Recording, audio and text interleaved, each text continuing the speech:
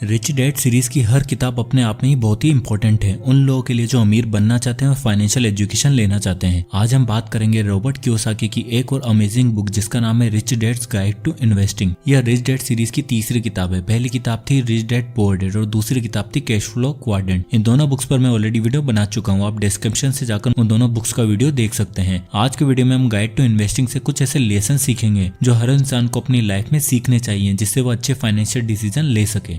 Robert Kiyosaki बताते हैं जब वो 12 साल के थे तो वो एक दिन बीच पर अपने रिच डैड के साथ वॉक कर रहे थे। रिच डैड उनके दोस्त माइक के डैड थे और रॉबर्ट उन्हें रिच डैड के नाम से पुकारते थे। तब रिच डैड ने उन्हें एक बड़ा सा आलीशान बंगला दिखाया और उन्होंने रॉबर्ट से बोला कि उन्होंने ये बंगला खरीद लिया है। रॉबर्ट ये बात सुनकर बहुत ही हैरान रह गए क्योंकि उन दिनों रिच डैड इतने अमीर नहीं थे और उनकी इनकम रॉबर्ट के पुअर डैड जो रॉबर्ट के असली पिता थे उनसे भी काफी कम थी। तो रॉबर्ट ये सोचकर हैरान थे कि इतना महंगी प्रॉपर्टी उनके रिच डैड ने कैसे खरीद ली। तब रॉबर्ट ने उनके रिच डैड से कहा कि आप ये बंगला कैसे खरीद सकते हो, आपके पास तो इतने पैसे ही नहीं है। तब रिच डैड ने कहा कि मैं ये बंगला नहीं खरीद सकता बट मेरा बिजनेस खरीद सकता है। और यही आता है हमारा पहला lesson, increase your expenses and decrease your income. अब आपको सुनने में ये अजीब लग रहा होगा कि रिच डैड ये क्या बोल रहे हैं। सब लोग तो बोलते हैं कि हमें अपने खर्चे कम करने चाहिए और अपनी इनकम को बढ़ाना चाहिए, बट रिच डैड इसका अपोजिट क्यों बोल रहे हैं। रॉबर्ट बताते हैं कि जब वो छोटे थे तो अपने रिच डैड के लिए काम करते थे, तब उन्हें हर घंटे के लिए 10 सेंट्स मिला करते थे। तो एक दिन रॉबर्ट अपने रिच डैड के पास अपनी सैलरी बढ़ाने को गए। तब उनके रिच डैड ने उनकी सैलरी बढ़ाना तो दूर, जो उन्हें 10 सेंट्स मिलते थे वो भी देना बंद कर दिया। इस पर रॉबर्ट बहुत ही नाराज हुए। तब रिच डैड ने रॉबर्ट को बोला कि लोगों को सैलरी देना उन्हें एम्प्लॉय की तरह सोचने पर मजबूर करना है। वह रॉबर्ट को बोलते हैं कि अगर मैं तुम्हारी सैलरी बढ़ा दूंगा तो तुम्हें इसकी आदत पड़ जाएगी और तुम बस एक एम्प्लॉय की तरह सोचने लग जाओगे और हमेशा रेट रेस में ही फंसे रहोगे। रॉबर्ट के रिच डैड रॉबर्ट को बोलते हैं कि हर एम्प्लॉय एक जैसा ही सोचते हैं कि उन्हें ज्यादा से ज्यादा सैलरी मिले जिससे कि उनकी इनकम बढ़ सके और वह अपने एक्सपेंसेस कम से कम करें जिससे कि वह ज्यादा से ज्यादा पैसा सेव कर सके। बट रिच डैड रॉबर्ट को इसका अपोजिट करने को बोलते हैं। वो बोलते हैं कि अगर आप अपना बिजनेस करते हो तो आपको अपने बिजनेस से कम सैलरी विड्रॉ करनी चाहिए। ऐसा क्यों? ऐसा इसलिए क्योंकि अगर आप ज्यादा पैसा अपनी सैलरी के रूप में लोगे तो आपको उस पैसे पर टैक्स पे करना पड़ेगा। इसलिए मैक्सिमम लोग जो जॉब करते हैं तो उनकी सैलरी का एक काफी बड़ा हिस्सा तो टैक्स में ही चला जाता है और बचे कुछ पैसे वो ऐसी जगह पर रख देते हैं जिससे उन्हें अच्छा खासा रिटर्न भी नहीं मिल पाता है। इसलिए जितने भी बड़े बड़े बिजनेसमैन है वो अपनी सैलरी के रूप में कम से कम पैसा लेना पसंद करते हैं। यहाँ तक कि मार्क जकरबर्ग और इलोन मस्क भी अपनी कंपनी से ऑलमोस्ट 0 सैलरी ही लेते हैं जिससे कि उन्हें उस पर टैक्स देना ना पड़े। और अमीर लोग अपने बिजनेस के एक्सपेंसेस बढ़ाते जाते हैं और अपने बिजनेस को बढ़ाने के लिए वो पैसों को री इन्वेस्ट करते हैं जिससे उनकी वेल्थ और भी बढ़ती रहती है और इसी से इन कंपनीज के शेयर के प्राइस भी बढ़ते जाते हैं क्योंकि ये सारा पैसा री इन्वेस्ट करते हैं। एक और इंटरेस्टिंग चीज रॉबर्ट इस बुक में बताते हैं कि हमें पैसे सही जगह पर इन्वेस्ट करने हैं। एक्सपेंसेस बढ़ाने का मतलब ये नहीं कि वेकेशन घूमने चले जाओ या फिर महंगी कार ले लो। अपने शौक के लिए पैसों को खर्च नहीं करना है, हमें सही जगह पर इन्वेस्ट करना है। जैसे अपनी नॉलेज को बढ़ाने के लिए बुक्स खरीदो या फिर कोई कोर्स ले लो या अच्छे एम्प्लॉय को हायर करो जो आपका काम अच्छे से कर सके ताकि आपको और भी ज्यादा टाइम मिल सके अपने बिजनेस को ग्रो करने का।